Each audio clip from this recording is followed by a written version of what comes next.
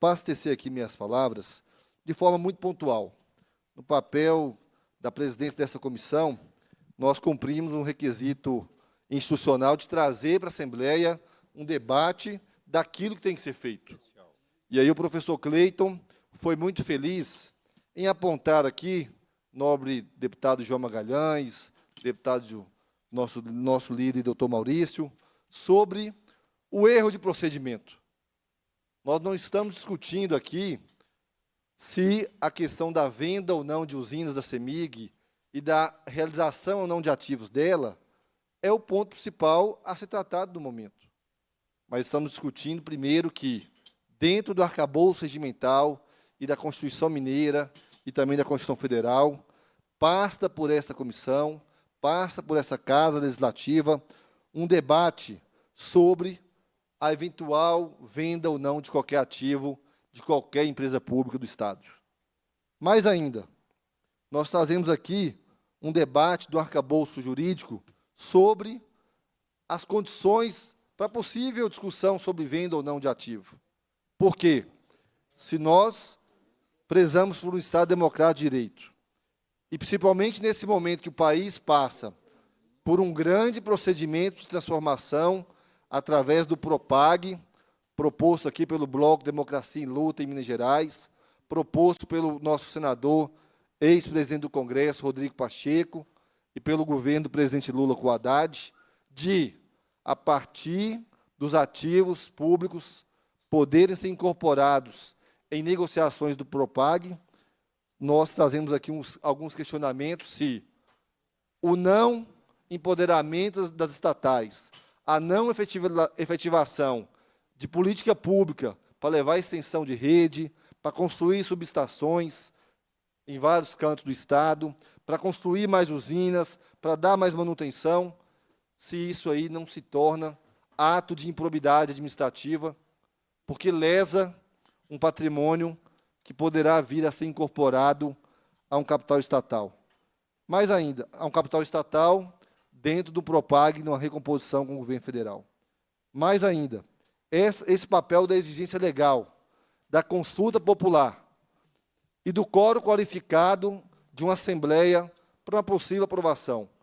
São dois mecanismos constitucionais que, por si só, bem apontado pelo deputado professor Cleiton, foram feridos, e que aí, em algum momento da esfera da tramitação, não será essa casa quem irá condenar se está correto ou não, porque o Tribunal de Contas do Estado, o Tribunal de Contas da União, a ANEEL e o Ministério da Minas e Energia deverão também validar ou não esse processo. A discussão maior que nós trazemos aqui, eu quero trazer a todo o povo mineiro que nos acompanha pela TV Assembleia, pelas nossas mídias sociais, aos nobres convidados, é sobre o conceito da coisa. E é sobre a vontade de um Estado que preza um Estado mínimo e de um campo político que preza um Estado máximo. Então, eu não vou alongar nesse debate, porque nós temos aqui vários apontamentos a serem feitos quando da fase de perguntas, da fase de apontamentos, mas que várias preocupações, né, têm que ser trazidas.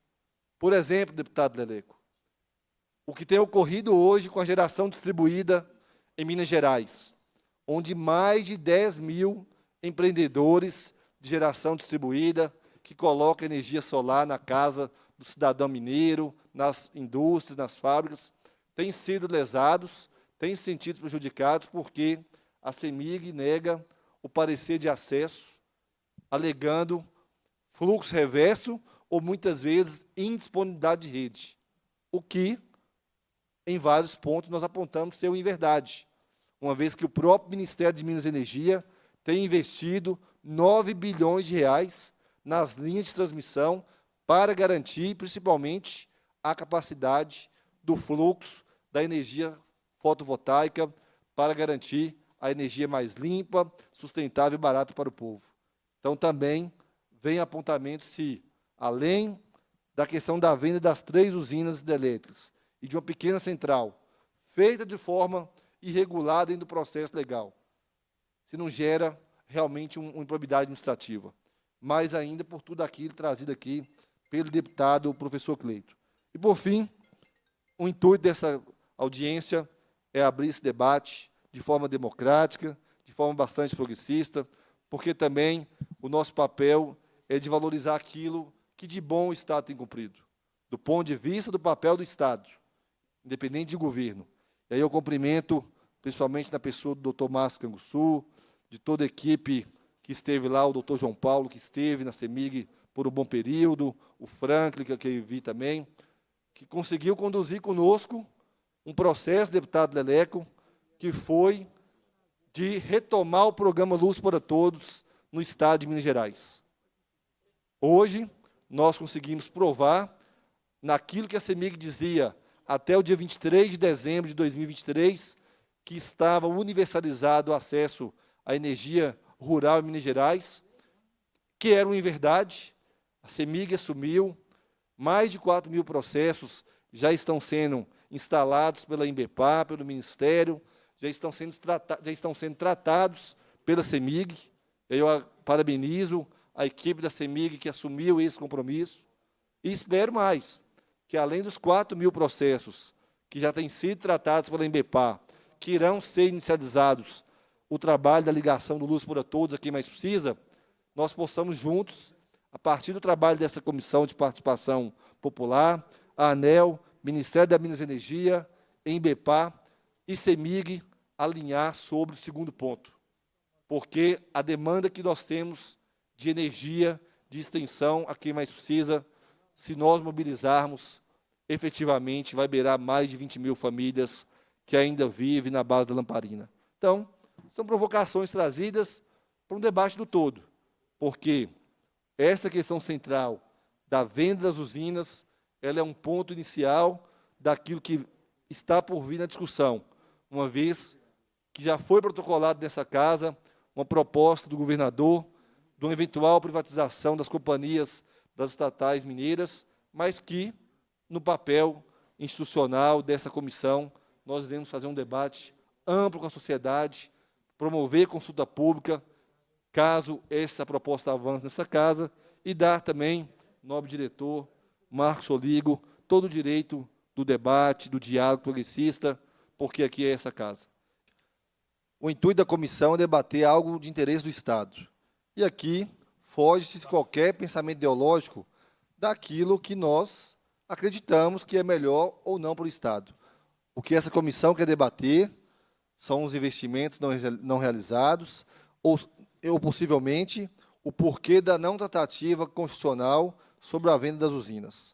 Digo mais, por outras dezenas de vezes, na Comissão de Minas e Energia, na Comissão de Participação Popular, nós já convocamos audiências públicas, nós já aprovamos requerimentos, cobrando a série de investimentos que a CEMIG tem anunciado com relação às suas subestações de São João da Ponte, de Varzelândia, de São Francisco, de Porteirinha, de Manga, de Novo Cruzeiro, de todo canto do Estado, e nem resposta sequer tivemos. Sobre a questão da geração distribuída, também. Então, o debate aqui não vai se ater a tudo aquilo que tem deixado de ser trazido, porque, senão, nós vamos gastar aqui 3, 4 dias ou até um mês, porque são muitos assuntos a serem tratados. Quero aqui, no respeito aos convidados e às autoridades presentes, fazer um debate aquilo que está proposto. E aí, por isso, quero aqui pedir aos nobres colegas parlamentares o cumprimento dos regimentos internos, do regimento interno dessa casa e, mais ainda, da ética da nossa conduta profissional, porque haverá um momento de debate e que nós esperamos que seja o quanto antes, com as falas respeitadas nos seus devidos tempos. Então, dando seguimento, eu convido para fazer uso da palavra o nobre líder de governo, deputado João Magalhães. Deputado gentilmente abriu mão da fala. Passando à segunda fase, eu passo agora para o uso das palavras aos nossos convidados, iniciando ele para poder explanar sobre tudo aquilo que a CEMIG deveria ter explanado anteriormente ou ter interesse de fazê-lo dentro do regime democrático do direito, doutor Marco da Camino Ancona Lopes Soligo, vice-presidente de participações e vice-presidente de geração e transmissão da Companhia Energética de Minas Gerais, CEMIG, que disporá de 5 minutos. Nobre deputado Ricardo, deputado Cleiton, deputado Leleco, deputado Maurício, deputado João Magalhães, senhor Everson, senhoras e senhores, todos aqui presentes, online também. É uma honra poder estar aqui, é uma honra poder conversar com vocês e com o nosso cidadão de Minas Gerais. Bom, a Companhia Energética de Minas Gerais, como mencionou o deputado Cleiton, é uma das principais empresas de energia da América Latina. E nessa nossa administração, liderada pelo presidente Reinaldo, nós acordamos e dormimos pensando no cidadão, na qualidade da energia que a gente pode oferecer para os mineiros e para os brasileiros que aqui habitam. A companhia, e gostaria de me alongar um pouco aqui, ela trabalha com geração de energia, aí ela transmite a energia, distribui energia e também comercializa energia. Na área de geração, nós somos capital intensivo. Nós precisamos de muitos milhões, centenas de milhões de reais para colocar uma usina em pé, para poder fazer com que a nossa transmissora leve até a distribuição e que chegue às nossas casas. A companhia, ela tem grandes usinas, como a Emborcação, que o professor Cleiton falou, e os 192 megawatts. Ela também tem Irapé, com 510 megawatts. Ela também tem Três Marias, com 392 megawatts, a Carvalho, com 102, e tanto mais. A capacidade instalada da companhia, considerando as participações, é de mais de 4.500 megawatts. É muito grande. Eu estou nessa companhia desde maio de 2022. E deputados, eu gostaria de colocar, o corpo de engenheiros que nós temos aqui, ele é muito competente. Nós aqui em Minas Gerais podemos nos orgulhar da qualidade dos engenheiros elétricos da CEMIG. Logo que eu aqui cheguei, os engenheiros e o então vice-presidente de geração e transmissão, com o seu corpo de engenheiros ali, vieram até a mim e falaram: Marco, nós temos aqui alguns ativos, pequenas usinas que foram construídas ou encampadas pela companhia na década de 1910, 1930, 1940, 50, 60, tem uma em 90, tem duas ali do início dos anos 2000, inclusive duas em Santa Catarina. Em função da evolução da engenharia, da geologia, das legislações, das técnicas de construção, nós vislumbramos que nós vamos ter que fazer muitos investimentos nos próximos anos nesses ativos. Esses são ativos, como eu mencionei aqui, alguns com mais de 100 anos, alguns próximos, em final de vida útil. Então, você tem que fazer adequação de turbinas, você tem que fazer adequação de barramentos, você tem que fazer adequação de componentes eletromecânicos, eventualmente incapacidade de divertimento, de água. E nós temos uma dúvida razoável se vale a pena fazer isso ou não, dado que nós temos outros investimentos em geração para fazer. Bom, foi feito um estudo na companhia, assim, aí deputados, é importante, assim, utilizando o melhor do saber de toda a companhia. da área de engenharia, das áreas de operação e manutenção, das áreas de meio ambiente, das áreas de mais subestação. Vale a pena ficar com esses ativos ou não? E a conclusão, deputados, foi que esses ativos eles destruíam valor para a companhia. E aí, é importante, a companhia tem cerca de 40 PCHs. Inicialmente foram avaliados 16, que a diretoria, os engenheiros pediram que se avaliasse, e depois foram avaliados mais 10. Desses 16, a conclusão ali, técnica e econômica é que o ideal é que eles fossem alienados. E os outros, depois dos outros 10, a conclusão foram que 4 deveriam ser alienados. Bom,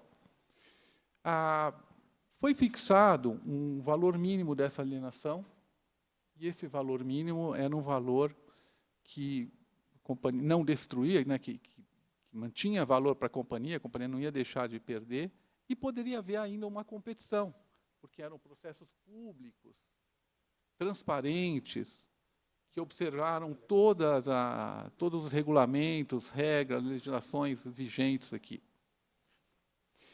E aí, assim foi feito, em 2010 de agosto, em agosto de 2023, foi feito um primeiro leilão público lá na companhia, foram alienados 15 ativos, o preço mínimo dessas alienações era de 52 milhões de reais, eles foram alienados por 102 milhões de reais. Quando você faz um processo desses, deputados, como é que você não sabe, nós temos que trabalhar para poder alienar. E quando a gente trabalha, a gente faz um data room, a gente disponibiliza informações técnicas, informações de meio ambiente, informações de segurança de barragem, informações de operação. Nesse primeiro leilão, 36 empresas acessaram o data room, né, esse repositório de informações, e 10 apresentaram propostas. Houve uma grande disputa. Foi um leilão lá na própria companhia. Uma grande disputa. E aí uma empresa de nome Mangue, Agropecuária e Participações, foi a empresa que adquiriu os ativos. Nós não conhecíamos a empresa Mangue, Agropecuária e Participações. No dia que nós fomos fazer a assinatura do contrato para transferir e receber o valor, nós recebemos na companhia o presidente da Âmbar Energia. E quando nós fizemos a segunda alienação dos 4 ativos, nós fizemos isso na B3, em São Paulo, era um caso um pouco mais difícil, e nós tivemos 3 empresas proponentes, e depois houve uma grande disputa com 234 lances, e a empresa que adquiriu foi a Âmbar Energia. Nós soubemos nesse interregno que era a mesma empresa, que era uma empresa, como disse o professor deputado Clayton, uma empresa do grupo JBS. Nós não os conhecíamos, o processo foi de muita disputa, absolutamente transparente e público, e da mesma forma que eles conseguiram adquirir os ativos, poderiam não ter conseguido. Nós temos esse grupo, ele é um grande grupo, são um grupo ativo no setor, e nós temos absoluta certeza, deputados, que os ativos estão em boas mãos. O que significa que os ativos estão em boas mãos? Significa que tudo o que for necessário fazer nos mesmos para garantir segurança de barragens, por exemplo, adequação de capacidade de divertimento, tudo isso vai ser feito. A legislação brasileira, para a nossa fortuna, vamos falar uma palavra em italiano, ela é ótima. Então, nós temos, assim, a ANEEL olha muito segurança de barragens, fiscaliza, vai lá, quer saber. Nós temos que mandar relatórios anuais, semestrais. Tem 15 engenheiros na CEMIG que cuidam só de segurança de barragens, deputado Clayton. E essas mesmas obrigações são transferidas para o novo adquirente. Então, eles terão que fazer também tudo isso. Tudo que nós fazemos, isso vai ipsis literis para o novo morador. Bom, Se a gente falar da capacidade, puxa, quanto isso representava, né, o portfólio em termos de megawatts para a companhia? Esses ativos representavam 1,2% do total de megawatts que a companhia tem na área de geração, sendo que a efetiva geração desses ativos era muito baixa. Por que era muito baixa? Porque, puxa, ao longo das décadas, os rios passaram a ter uso múltiplo, porque as máquinas estavam em final de vida útil, não conseguiam, foi falta água, havia uma questão, eventualmente, de um assoreamento de algum reservatório, porque a usina estava desativada. Então, várias razões. Então, realmente, não valia a pena para a companhia ficar com os mesmos. Se a gente falar em números aqui, a gente falava assim, no seu conjunto, esses 19 ativos que foram alienados, essas pequenas usinas, elas destruíam 97 milhões de reais em valor.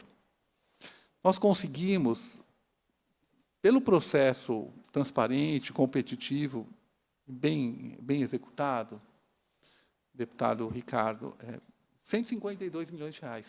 Então, a gente está falando aqui que tem uma diferença de mais de 250 milhões de reais, é menos 97 para mais 152. Puxa! E o que a companhia fez com esse valor?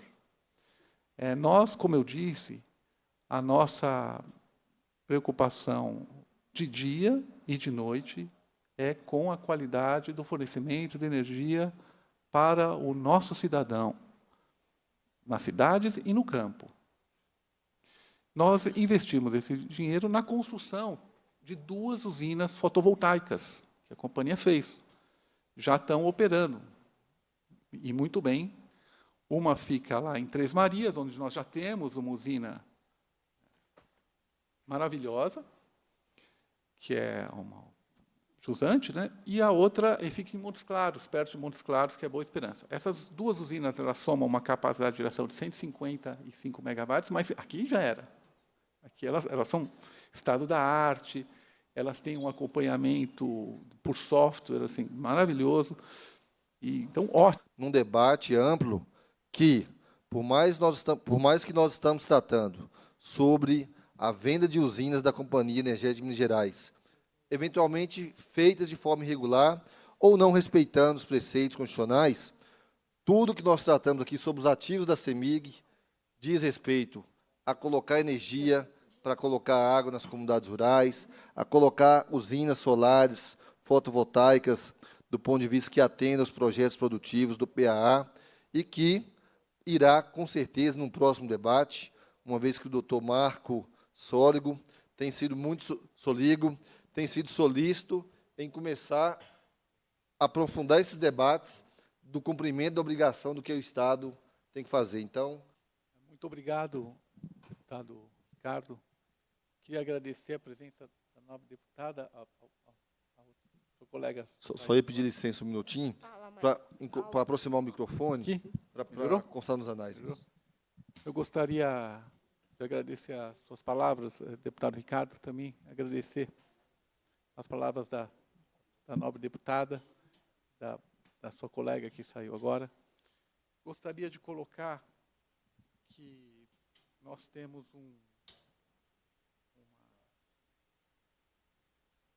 Talvez se aumenta. Ok? Pode ir, Marco. Ok? Nós temos uma certeza e uma convicção, e não faríamos diferente, que nós estamos respeitando todos os regulamentos, leis, tanto do setor elétrico brasileiro como do Estado de Minas Gerais.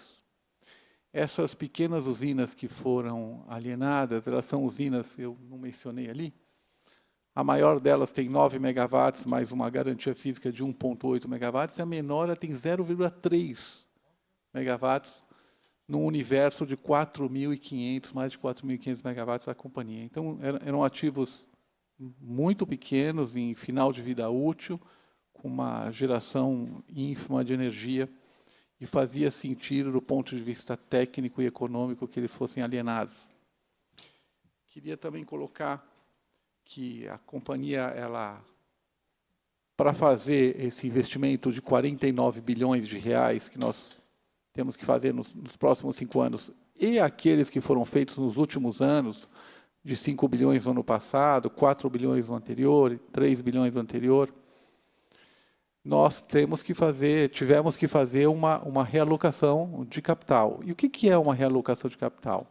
Você vai desinvestir em ativos não estratégicos ou que destroem valor para a companhia, ou que, por exemplo, destroem valor e estão fora do estado de Minas Gerais, como, por exemplo, Santo Antônio, e você vai pegar esses recursos e você vai investir para o nosso cidadão, para nós, e o cidadão mineiro e os brasileiros que aqui estão.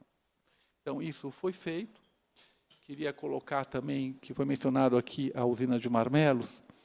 Foi uma obrigação editalícia que o adquirente daquela usina mantivesse o museu. Existe um museu lá, né? Um museu aberto ao público, e esse museu, então, é obrigação editalícia que ele continuasse aberto e que eles combinassem com a prefeitura a forma, então, das pessoas e das crianças poderem visitá-lo. Eu queria colocar que, em relação à SET Brasil, foi mencionado pelo deputado Cleiton, não houve um perdão dessa dívida, dessas multas, dessas questões, elas estão em discussão, e nós temos todo o apoio aqui da nossa diretoria jurídica nesse trabalho. Então, não há perdão algum, como foi mencionado.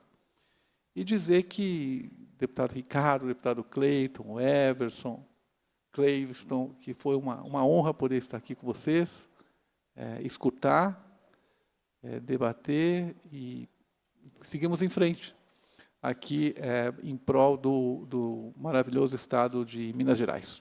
Muito obrigado. Obrigado mais uma vez, senhor Marco Soligo.